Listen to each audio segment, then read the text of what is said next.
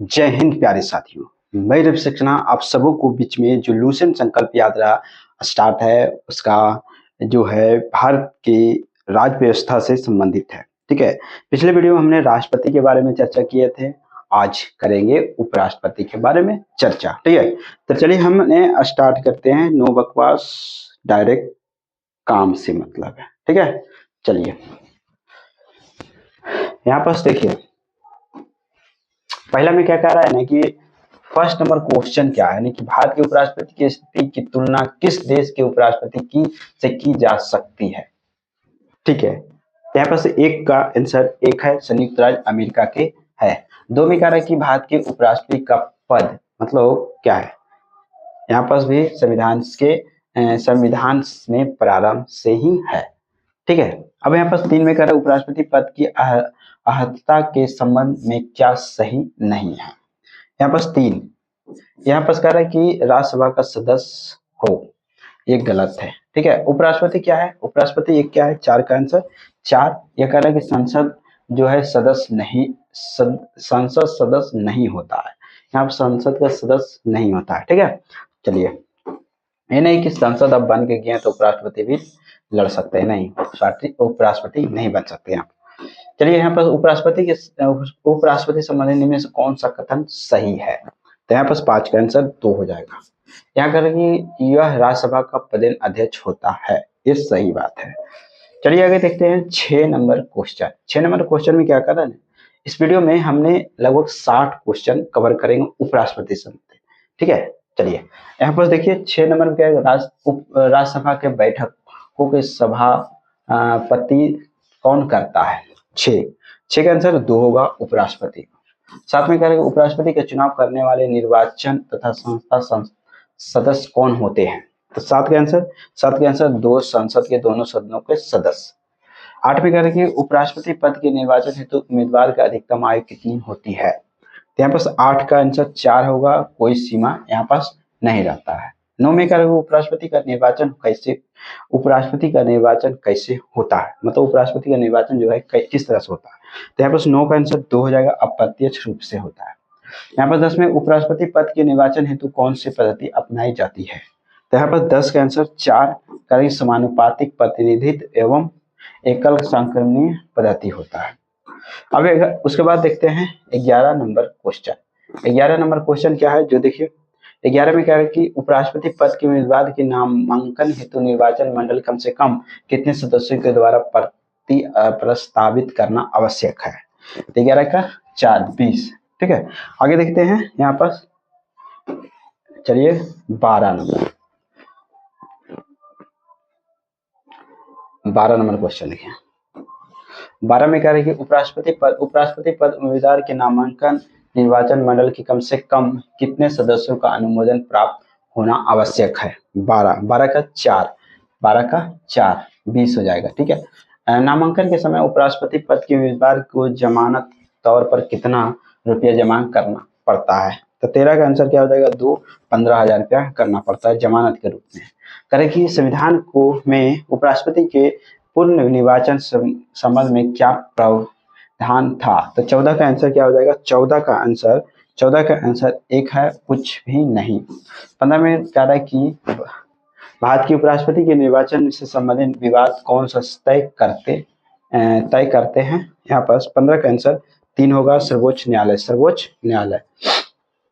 16 में कह रहे कि उपराष्ट्रपति के चुनाव को कौन सा मतदान कौन करता है, तो 16 का आंसर 3, यहाँ पर लोकसभा और राज्यसभा के सदस्य। ठीक है, आगे देखते हैं यहाँ पर 17 का, देखिए 17 नंबर क्वेश्चन क्या है कि क्या रहा है कि भारत के उपराष्ट्रपति निर्वाचन होता है क्या, तो 17 का आंसर 1 हो जाएगा, संसद के दोनों सदनों के द्वारा। 18 में उपराष्ट्रपति कौन चुनता है, तो यहाँ पर 18 का आंसर क्या हो जाएगा 3, यहाँ संसद के सदस्यों द्वारा बना निर्वाचक मंडल। अब 19 में कह रहे जो सदस्य भारत के उपराष्ट्रपति का चुनाव करते हुए होते हैं, भारत के उपराष्ट्रपति का चुनाव होते हुए क्या होते हैं, 19 का आंसर सांसद। यहाँ पर भी भारत के उपराष्ट्रपति बनने के लिए निम्नलिखित में से कौन से पात्र आवश्यक नहीं है, यहाँ पर 20 के 4, इसकी आयु 40 वर्ष पूरा होना ये जरूरी नहीं है, ठीक है।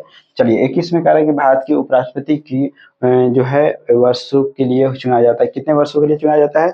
21 का 5 वर्षों के लिए चुना जाता है, ठीक है। चलिए आगे देखते हैं 22 नंबर क्वेश्चन। 22 नंबर क्वेश्चन क्या है जो देखिए 22 में कह रहे हैं उपराष्ट्रपति पद के गोपनीयता की शपथ कौन दिलाता है? कौन दिलाता है? तो 22 का आंसर एक होगा, राष्ट्रपति ही दिलाता है। 23 में उपराष्ट्रपति अपना त्यागपत्र किसे संबोधित करता है? तो 23 का आंसर क्या हो जाएगा? एक राष्ट्रपति को, ठीक है।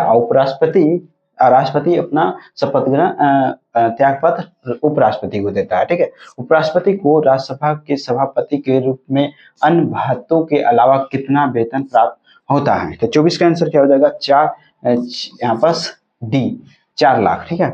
करे कि 25 में उपराष्ट्रपति के निम्नलिखित में से समतुल्य वेतन मिलता है क्या? 25 के 3 लोकसभा अध्यक्ष का। 26 में कह रहा है कि भारत के उपराष्ट्रपति को 4 लाख प्रतिमाह वेतन मिलता है, उन्हें कि निम्न से किसके समान भत्ता मिलता है? तो 26 का आंसर 4 सांसद के सदस्य के, ठीक है। अब यहाँ पर कह रहा है कि उपराष्ट्रपति को उसके कार्यकाल की कार्यकाल की समाप्ति को पूर्व पद से हटाने की अधिकार किसको है? तो 27 का आंसर क्या हो जाएगा? 27 का आंसर 3 संसद को, ठीक है। 28 नंबर क्वेश्चन देखिए। 28 में क्या है कि भारत के उपराष्ट्रपति प्रस्तुत करने के प्रस्तावित किया जा सकता है।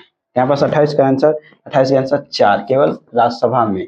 29 में भारत के उपराष्ट्रपति को कौन निकाल सकता है? तो 29 का आंसर 3 लोकसभा की सम्मति के से राज्यसभा। 30 में कह रहा है कि उपराष्ट्रपति के काल पूरा होने के पूर्व प्रस्तुत किया जा सकता है, क्या किया जाता है? 30 का आंसर क्या हो जाएगा? 3। 30 का राज्यसभा के साधारण बहुमत द्वारा प्रस्तावित प्रस्ताव जिसकी स्वीकृति लोकसभा करे।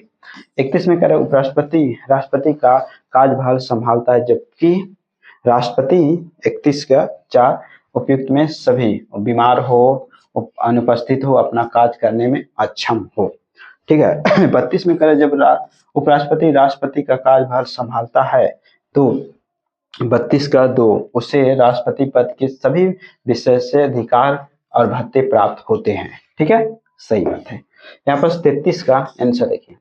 33 का आंसर क्या हो जाएगा? 33 का आंसर में जब उपराष्ट्रपति राष्ट्रपति के कार्यों को संभालता है तो उस दौरान राज्यसभा के सभापति पद का कौन कार्य करता है? 33 का आंसर क्या हो जाएगा? 3 यहाँ उपसभापति करता है, ठीक है। 34 में कह रहा है कि राष्ट्रपति की मृत्यु के बाद जब उपराष्ट्रपति राष्ट्रपति का पद ग्रहण करता है तो 34 का आंसर क्या हो जाएगा? 2 अधिकतम 6 माह तक पद पर आसीन रह सकता, मतलब 6 महीना के बाद नहीं रह सकता। 35 में कह रहा है राज्यसभा के सभापति के रूप में उपराष्ट्रपति क्या नहीं कर सकता है? यहाँ पर 35 का आंसर 1 यहाँ पर राज्यसभा के विघटित कर सकता है। यहाँ पर 36 में कह रहा है कि निम्नलिखित में से कौन सा कथन असत्य है? कौन सा कथन असत्य है? तो यहाँ पर 36 का 2 उपराष्ट्रपति के निर्वाचन संबंधित सभी विवादों का निर्वाचन आयोग देखता है। तो चलिए 36 नंबर के बाद 37 नंबर क्वेश्चन। 37 में क्या कह रहा है जो देखिए 37 नंबर क्वेश्चन क्या कर रहा है? 37 नंबर क्वेश्चन क्या है जो देखिए 37 में कह रहा है कि भारत के उपराष्ट्रपति संबंध निम्नलिखित कथनों पे कौन सा सही नहीं है? तो 37 का आंसर 1 हो जाएगा, वह पूर्ण निर्वाचन के लिए पात्र नहीं होता। 38 में कह रहा है कि भारत के उपराष्ट्रपति के संबंध में कौन सा कथन असत्य है? कौन सा कथन असत्य है? तो 38 का 2 उपराष्ट्रपति चुनाव भारत के राष्ट्रपति करता है। 39 में यहाँ पर उपराष्ट्रपति अपना मत का प्रयोग कब करता है? यहाँ पर 39 का 2 मतों के बराबर रहने की स्थिति में। अब यहाँ पर कह रहा है कि 40 में कौन राष्ट्रपति के चुनाव में 2 मतदान नहीं करते हैं परंतु उपराष्ट्रपति के चुनाव में मतदान करते हैं? तो 40 का आंसर क्या हो जाएगा? 40 का आंसर 1 होगा, संसद के मनोनीत सदस्य। यहाँ पर 41 में भारत के उपराष्ट्रपति को प्रस्तुत करने का संकल्प निम्नलिखित में से कहाँ प्रस्तावित किया जा सकता है? 41 का 4 केवल राज्यसभा में। 41 के बाद 42 नंबर क्वेश्चन। 42 में कह रहा है कि भारत के प्रथम उपराष्ट्रपति थे, तो यहाँ 42 का आंसर एक डॉक्टर राधा कृष्णन। ठीक है, भारत में राष्ट्रपति निर्वाचन होने के पूर्व निम्न में से कौन सा उपराष्ट्रपति नहीं था? यहाँ पर 43 का आंसर 4 ज्ञानी जैल सिंह जो है उपराष्ट्रपति नहीं थे। बाकी जाकिर हुसैन थे, डॉक्टर राधा कृष्णन थे, बी गिरी थे। कह रहे कि किसने दो पूर्व अवधियों के भारत के उपराष्ट्रपति के पद पर संभाला था? तो यहाँ पर 44 का आंसर एक डॉक्टर MS राधा कृष्णन।